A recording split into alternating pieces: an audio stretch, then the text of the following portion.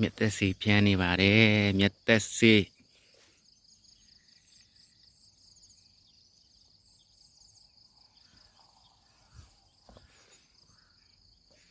မြက်သက်စီ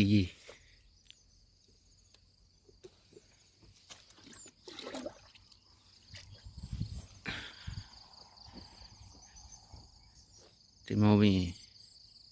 ဂျာကမြက်တွေလိုက်ဖျန်း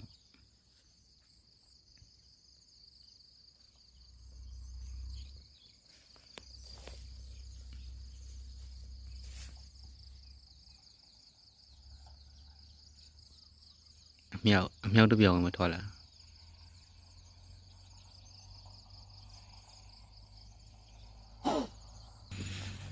မြက်သက်စီကြီးထဲမှာကျွန်တော်တို့ပကံစီကြီးထဲပါတယ်ဒီမှာမြက်သက်စီပေါ့ကြည်တာနှစ်ခွက်ဆိုရင်ပကံစီကြီးတစ်ထောက်ထဲပါတယ်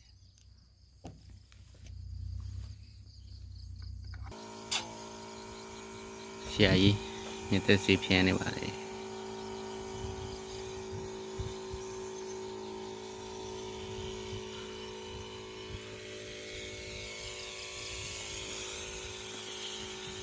အားလုံးမင်္ဂလာပါနောက်ဗီဒီယိုမှာပြန်တွေ့မယ်နော်ဗာတွေထပ်တင်ပေးမှလေလို့